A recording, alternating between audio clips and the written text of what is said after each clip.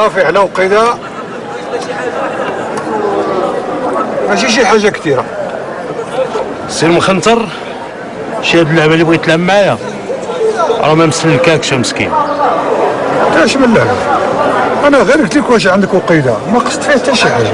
لا سي قصدتي فيها وقصدتي فيها بزاف. عطيني شحال معاك، هضر معايا نهضر معاك باش تعرف شنو تحت راسي. وانا السي راه ما بغيتش نهضر معاك كاع. بلاش اخويا، انا ما غاديش نشعلوا هذا الكارو كاع. واحسن ليك راه نيت الكارو مدير للصحه ومدير حتى لشي بعضين. دينامو اللي بغيت نعرف انا علاش كتكرهني. اش بيني وبينك؟ بيني وبينك شي طار؟ بيني وبينك شي خصومه؟ كتسالني شي حاجه وما عطيتهاش ليك؟ وكلكم انا مخنطر بيني وبينكم، وانا حالف حتى نتخلص. انا غارق وما نمشي حتى نغرق معايا كل شيء. انت واش غادي تربح؟ راه انت اللي غتخسر كل شيء. انت اللي غتخسر كل شيء. انا راه خاسر شحال هادي. انا المهم هو نبرد قلبي. دينامو شتي معايا انا ما غادي تخسر حتى شي حاجه. كيفاش زعما معاك انت؟ ها؟ عمل يديك في يدي واتفق معايا. اتفق معاك؟ وبحال اش اخا؟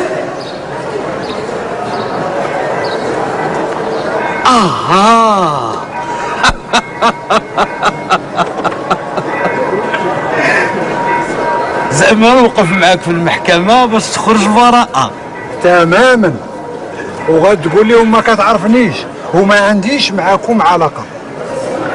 ما عندكش معاهم؟ شكون هم؟ انت بهلول بن هدي معيزو. يا راك نسيتي واحد. شكون هو؟ فاروق. هذاك انا غادي نتكلف به. المهم هو انت وتضمن ليا الاخرين، وغادي نتهلا فيكم كلكم وبالاخص انت. راه غادي نعوض لك واحد التعويض اللي ما عمرك حلمتي به في حياتك. تعويض؟ ايوا واش قلتي؟ واش شكون اللي غادي يضمن لي انا التعويض؟ ها؟ دينامو مازال ما كتعرفنيش مزيان. انا راه عندي كلمه وحده، ها الضمان ديالي.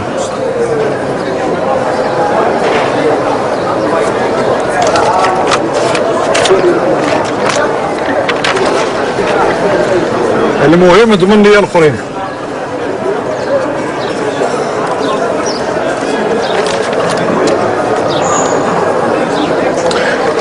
المهم غادي تخليني نفكر.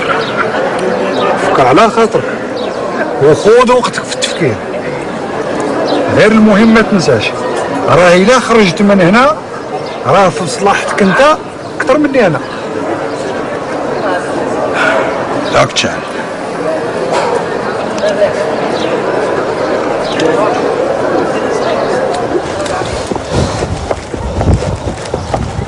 صاحبي الحاجه تعطلنا عليك كاع، واخويا انا كنت موجود حتى اللي عطلتينا. صافي بارك الله الهضره، انت فيك بزاف التعليق صاحبي. صافي ما عزيزش عليك الصراحه. السلام عليكم.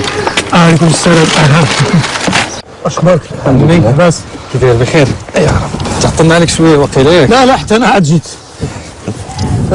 شربوا شي حاجات؟ انا عمي ما بغيتش. لا ما كتشرب قهوه انت من بعد الغداء او لا ما بغديش؟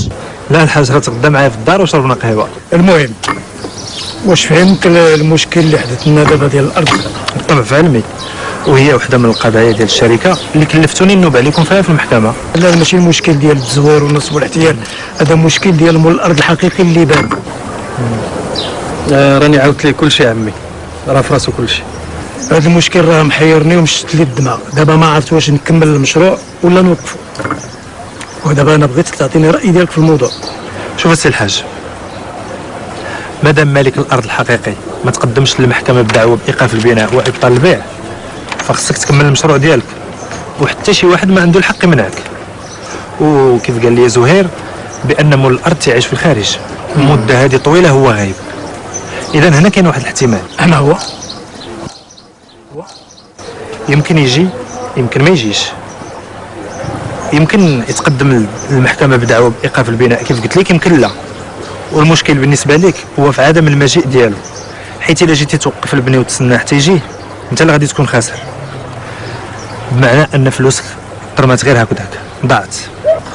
ايوا ولكن فين هو هاد السيد، فين غنجبروه؟ بالفعل خصنا نقلبوا عليه باش نحاولوا نوجدوا معاه شي حل حبيا قبل ما يفوت الفوت. انا دابا اللي مخوفني هو يتسرب هذا المشكل العمال اللي عندهم امل كبير في هذا المشروع السكني، وتكثر البلبله والقيل والقال، وهذا الشيء اللي مخوفني. المهم رايي انا قلت لك، ولكن القرار كيبقى لك الحاج. شكرا استاذ، بارك الله عليك ولدي يوسف. انما رانا مازال معتمد عليك باش توجد لي شي مخرج لهذا المشكل. ان شاء الله انا غادي ندير مجهود ان شاء الله. خصنا ندوزو. حتى انا غادي ندوز. نمشيو.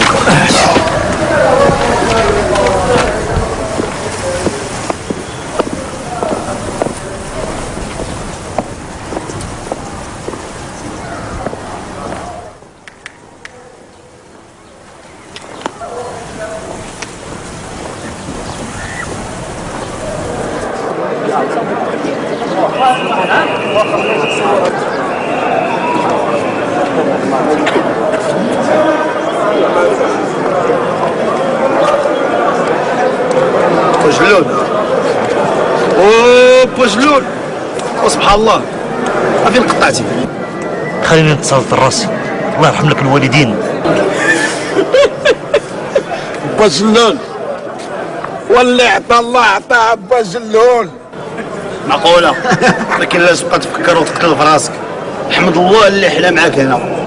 دخلت عليك بالله واش ما خممتيش، ما ندمتيش على ديك الدريه اللي تسببتي لها في الحبس وخرجتي لها على مستقبلها. دوي الله ينعل اللي ما يحشم. هذاك وجهك ولا كفاك. ادوي شنو دبر لي انا على هاد الهمزه النهار الاول ولا كاني بمولافير؟ ياك انا كنت كنطبق غير داكشي اللي كان كيقول هو. ادوي شكون اللي كيخرج على الدريه دابا؟ انا ولا سيدك فاروق اللي مني سالا منها دبر لها على فخ اللي ما عمرها طلع منه. اهدر نطق، شكون اللي خرج عليها؟ انا ولا هو؟ ضحك على سمية الزواج، دخل لدارهم بجلابة الفقيه، الضحكة الصفراء والقلب فيه خديعة، ديب بنيابو.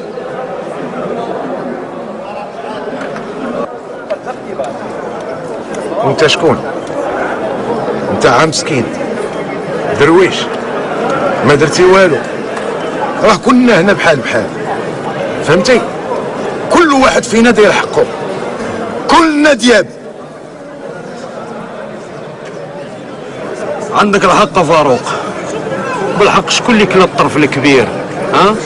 انت وسيادك اللي كانوا مسيرينك وخليتونا حنا الشياطه بحال الكلاب. اسمع الدينامو، حنا هنا كنا بحال بحال، كل واحد يدخل سوق راسو. كيصاحب راسو في الشركه ولا في القهوه مع صحابه. اطلق من الراس، اطلق من الراجل. ما انت صاحبي مالك؟ اطلق منه انت.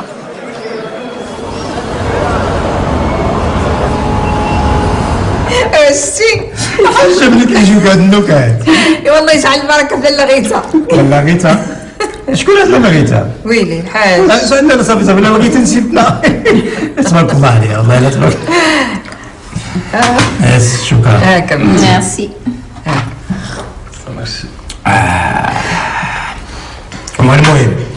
المهم عندنا هو راني عندي لكم واحد المفاجأة. شنو المفاجأة بابا؟ ايوا هادي مفاجأة كتخصكم نتوما بجوج. هذه عندي شي خبر على البروجي هذا ياك؟ المشروع السكني؟ نعم. صافي عرفتها، هادي شي صفرة لوروب على حسابك. وهادي في يديكم من غدا الا بغيتيو. لا هادي حاجة أخرى وكتهمكم نتوما بجوج. غادي تقول لهم ولا نقول انا؟ لا خليني نقول لكم انا، ولكن عندي واحد الشرط حتى توافقوا لي على شنو كاين في هذا الملف. أنا بابا موقع عينيا مغمضين.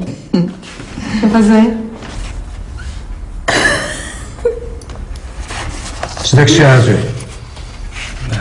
اسمح لي يا عمي، انا ما يمكنش ليا نسيني على شي حاجه اللي ما دافع فيها حتى فرنك. شنو هو المشكل؟ ما تمشيش بهذه الحساسيه ازوي. هذه هذه لكم بجوج، وما تعتبرهاش سيدي هذه لكم بجوج، اعتبرها مكافأة للوالد اللي فنى عمره في الشركة.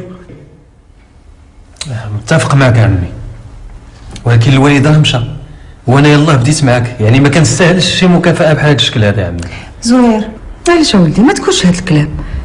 الحاج بغى يعاون بنته وزيدان هي اللي عنده، ما فيها حتى عيب اللي عاونها هي وراجلها. اش بينه وبين هادشي الحاج؟ واه اسمعوا لي زهير، ما تظنش انني كنجاملك او كنقص من قيمتك، بالعكس انا كنقدرك وكنقدر مواقفك. طيب سيدي ما تعتبرهاش هديه مني، اعتبرها سلاف ردها وقتاش ما بغيتي. انا بعدا بابا جاكسبت، وحتى زهير. زهير سي بلي وفي مو بليزير. زهير سي بلي لا خطك علينا بابا.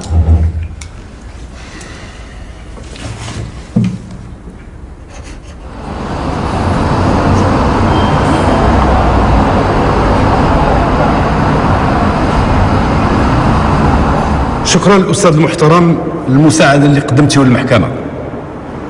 الكلمه لدفاع باقي المتهمين المخنطر، البوزنيني، فاروق ورابح.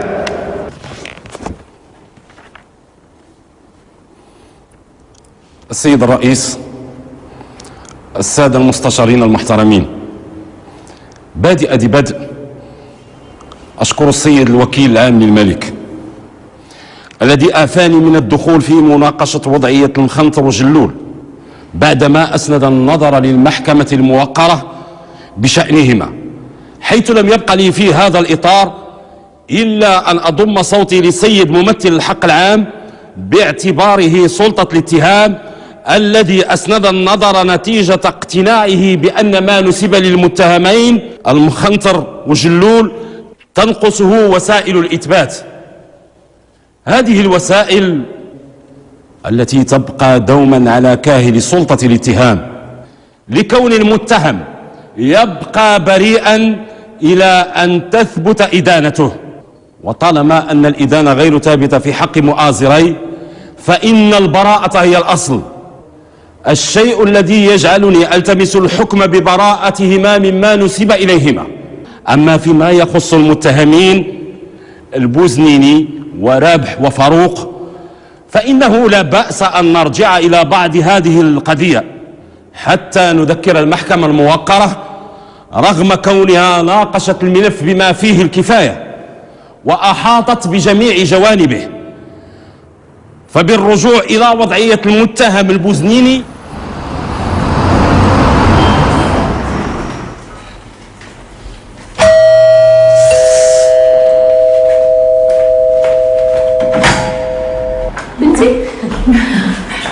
يا رمي لاباس عليك؟ انت بقيتي شويه وصلي باك للصاله، انا غادي نمشي للكوزينه نوجد له عطيه. واخا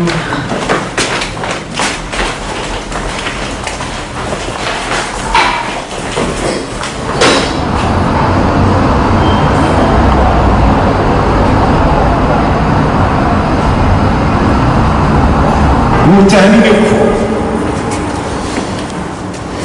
باسم جلالة الملك نواصل الجلسة الجنائية ملف عدد 314/2000 بعد الاستماع لتدخلات السادة المحامين والسيد الوكيل العام للملك والاستماع كذلك للشهود والمتهمين. وبعد المداولة نعلن الأحكام التالية: المتهم المخنطر، المتهم البوزنيني، المتهم رابح، المتهم فاروق، المتهم جلول، المتهم بنهدي، المتهم علي، المتهم معيزو، المتهم دينامو، والمتهم عروب. بعد المداولة وطبقا للقانون وبعد أن كونت المحكمة قناعتها في الملف بناء على ما راج في المناقشة الحضورية والشفوية وبناء على ملتمسات الطرف المدني وملتمسات السيد الوكيل العام للملك وبعد الاستماع إلى دفاع المتهمين الذين كانوا آخر من تكلم وبعد النظر في مدى توفر ظروف التخفيف بالنسبة لبعض المتهمين، تقرر غرفة الجنايات وهي مكونة من نفس الأعضاء المشكلين الهيئة التي ناقشت في الملف الحكم حضوريا ونهائيا على المتهمين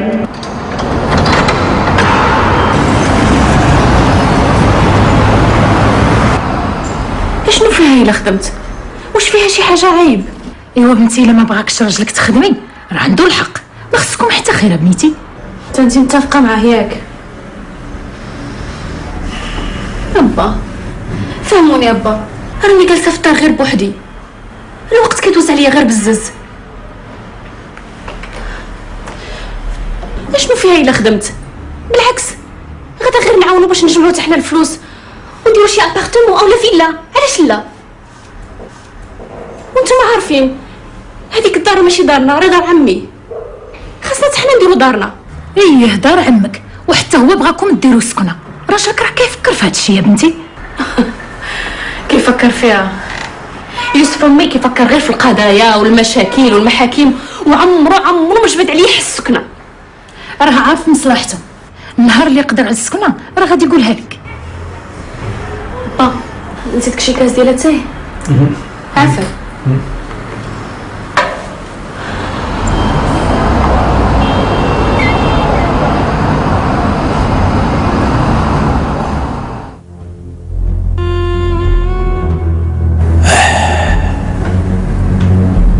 على وقتنا ولينا عايشين وعلى دنيا كل شي بغى يوصل بأي طريقة كانت، حلال ولا حرام، زمان هذا وأي زمان،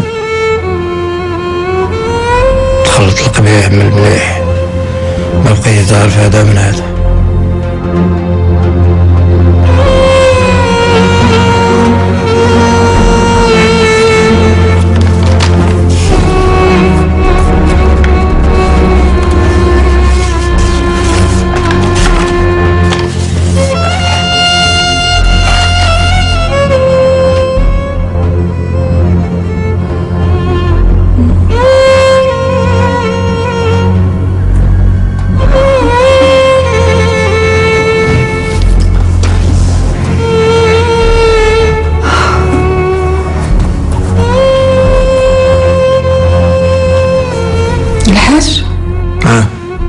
مالك؟ اش فيقك؟ فقت ما لقيتكش، قلت غادي تكون هنا، ياك ما خاصك شي حاجه؟ ما يتسالك شي، رد لي البال وحاسه بيا. ويلي ما حسيتش فيك انا، شكون غادي يحس بك؟ كنعرف الحاج ملي كيطرى عليك الناس عندك شي مشكل. هو غير مشكل، مشاكل هي الغاليه. عاود لي يمكن نعاونك. اش غادي نقول لك؟ هاد الزمان قلت فيه الثقه وكثر فيه الغش والخداع، وعاد عرفتيها. الله يرد بنا لطريق الخير وصافي. اللهم امين. هاد الورق ديالاش؟ هذا الغاليه عقود قديمه، ومنها هذا العقد هذا عقد ديال الارض اللي تبنات عليه الشركه. واش فكرك فيها؟ كتعقل انا خويا المعطي الله يرحمه. الله يرحمه، حكيتي لي عليه. كان عايش في فرنسا وكان توفى قبل ما نتزوجوا بواحد الايامات. كان ناوي يحضر في عرسنا ولكن ما كتبش. قلتي لي مشى للحج من بعد ما شريتو الارض. ولما كان غادي رفض يدي معاه نسخه من العقد وكتب لي وكاله باش نتصرف في غيابه. كان عامل فيك الثقه. الثقه كانت هي راس المال فيا منها الغاليه. كنتي قلتي لي مزوج وعنده ولد. ما كان عنده ولد، عالم الله شنو صار به. شحال يكون في عمرو دابا؟ غادي يكون في عمرو لالا داك 30 سنه. 30 سنه. لما مات المرحوم كان خلاه مشي 3 سنين. حشوم عليك، راك غلط. كيفاش غلط؟ قطعتي معاهم صلة الرحم، بقيتي تسول فيهم، بقيتي تراسلهم. بالعكس كنت كنراسلهم مرة ولكن في ايامات الاخيره بدا كيرجعوا الرسائل لينا العنوان تغير. الله اعلم كيف يكونوا دابا مساكن. العلم لله الغاليه. اللي كنتمنى هو نتلاقى ولد خويا ونصير معاه صله الرحم ونشم فيه ريحه خويا المعطي الله يرحمه.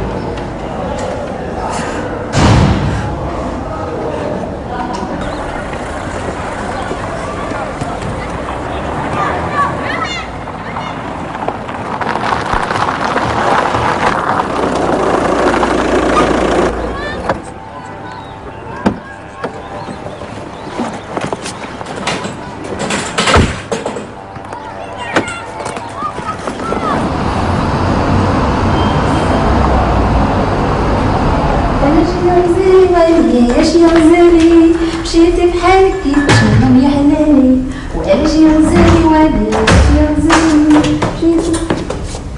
لا غير باش ما تكررش هذه القضيه مره اخرى. اللي ترى يمكن لا ترجع، ولكن راه الشك ما معامله. غدا وجد قريبه عزيزي. شوف الله يرضي عليك، غادي توجدي واحد القهوه قاصحه. قاصحه. وانت السي زهير خفيفه؟ لا قاصحه؟ لا ما بغيت والو. شوفي لي عافاك إلهام. إلهام؟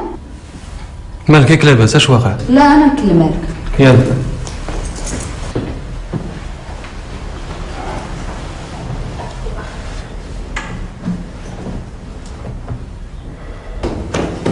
شوف اختي إلهام، هذه آخر مرة نكتب فيها على السي زهير. واش فين ما يسول ليها؟ هي في الحمام، ها هي في بيت النعاس، ها هي في الكوزينه، وبزاف هادشي نبقى انا نكذب على السيد. الكذوب كاع اللي عندي قضيته معاك. ويلي انا وليت كنتكلم بوحدي. هاد إلهام هادي الا تبعتها غادي تخرج ليا العقل، وبزاف هادشي.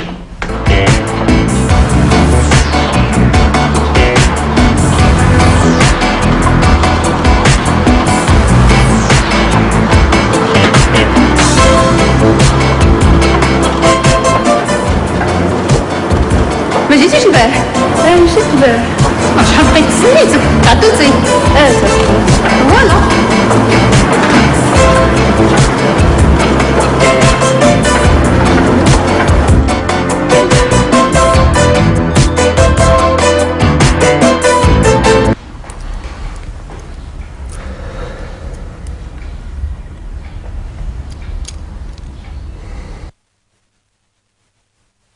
زهير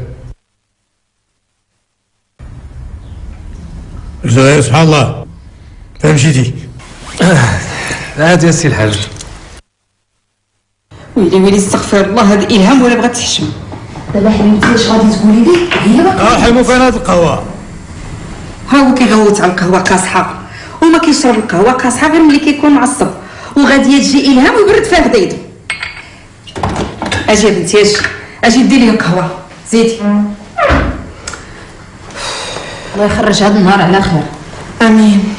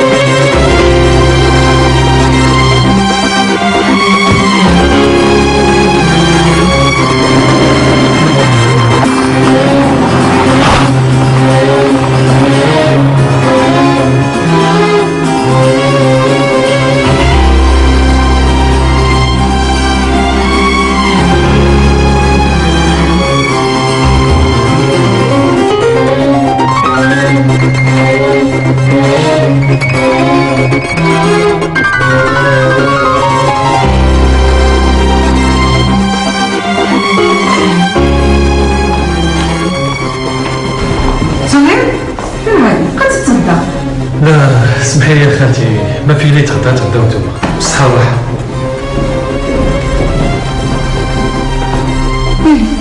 مالو؟ ما عرفتيش مالو، بغيت غير نعرف هاد البنت فين كتمشي. فين كتمشي؟ راه في الكلوب. في الكلوب؟ قلت لك خصها تكون هنا. نفرضوا انها عايشه غير هي وهذا الرجل، جاو ما لقى لا المراه ولا الغداء، فين غيتغدى على برا؟ وصافي صوتك كيتسمع عند الجيران، انت خصك تستر بنتك جالسه كتفضحها. دابا ادخل. دابا هادي تدخل وقتاش ما بغات وتخرج وقتاش ما بغات. هادشي راني قلتو ليها، والله يهديها. وخصها تعرف هادشي، تعرف بلي راه صبحت مزوجه وعندها مسؤوليه. انت اللي فششتيها بلا قياس. عندك الحق، انا اللي فشتها بلا قياس، عطيتها حريتها ولكن هي ما قدرتش هادشي.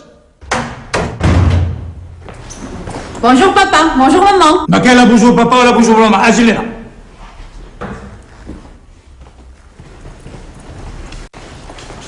وي بابا.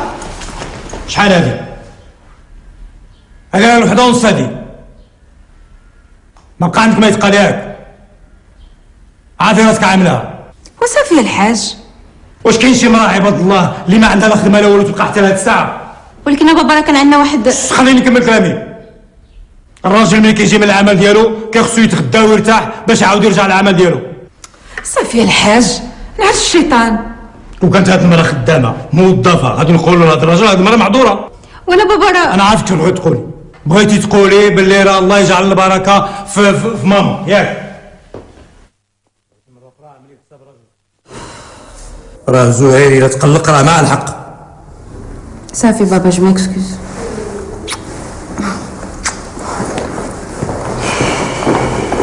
ايوا صافي برد السوق يلا تصدى خلاص كاع.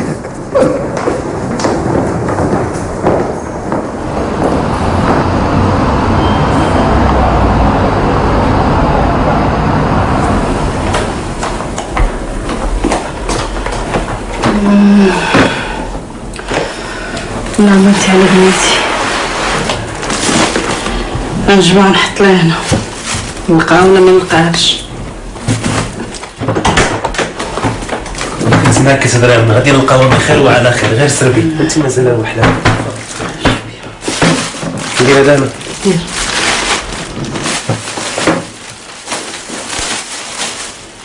هاك. وهذا علاش هذا بالله. دير الحليب الزبده والسكر. كل شيء كاين. لازم نجيب واحد المنطقه باش كل شيء عندها تما كانت تمشي بعينك وتشوفي كل شيء عندها غادي نتعطلوا منك. انت مصطبي عندك؟ عندك السواد. بون.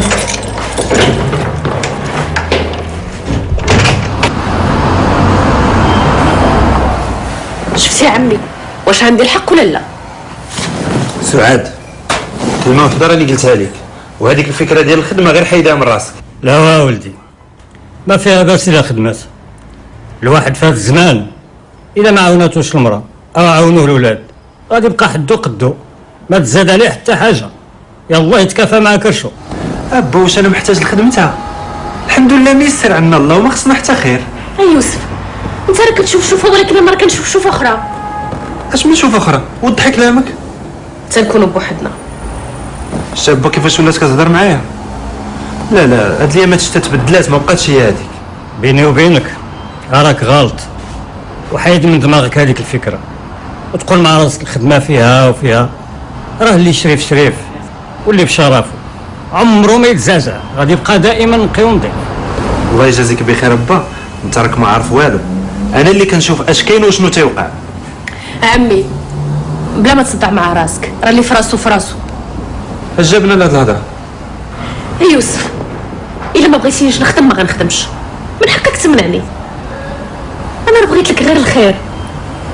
بغيت تكون عندنا شي فيلا ولا على الاقل ابارتمون تكون ديالك ملكك من عرق كتافنا. بنتي يا سعاد حتى هادي راه هضركم. على انا شكون عندي من غيره وشكون اللي غادي يورثني من غيره. وإلا بغى لكم الله شي حاجه دابا توصلوها.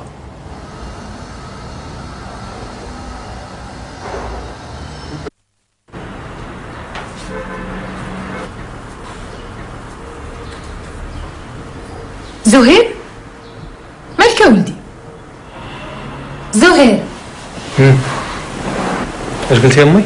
شتك ساهي ما انتش معايا اولا سي مهدي؟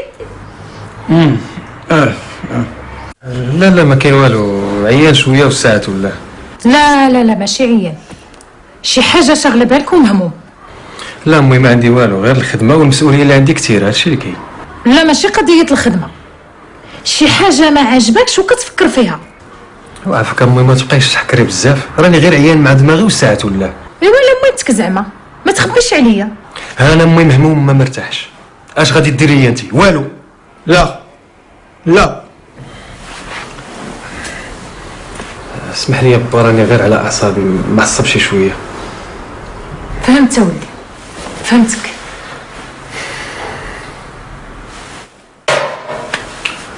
اسمحوا لي جيت قلقتكم هاد الساعه انا غادي نمشي. ما كاين باس وليدي انا موينتك اللي تهزلك الهم ماشي وحده اخرى. المهم غدا ان شاء الله ندوز في الصباح ونلقى الوالد موجود باش ندير للطبيب. ان شاء الله وليدي. الله يعاون. الله يرضي عليك وليدي.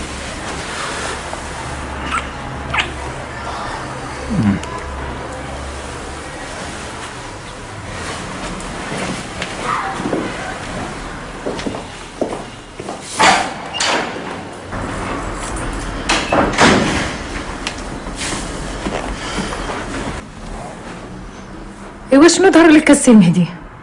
عرفتي ولدك شنو عنده ولا لا؟ انا غادي نقول لك هذا بلا شك ما يكون غير مدبز مع مرته وما بغاش يقولها لينا. لا ايوا ها انت الا ما تصاب شي مخاصم مع مرته لا تحسبنيش انا غيتا. ونزيدك الام كتعرف الشاده والفاده على ولدها، ما كتخفى عليها حتى حاجه. سكتي بغيتي نسكت؟ ايوا انا ساكته.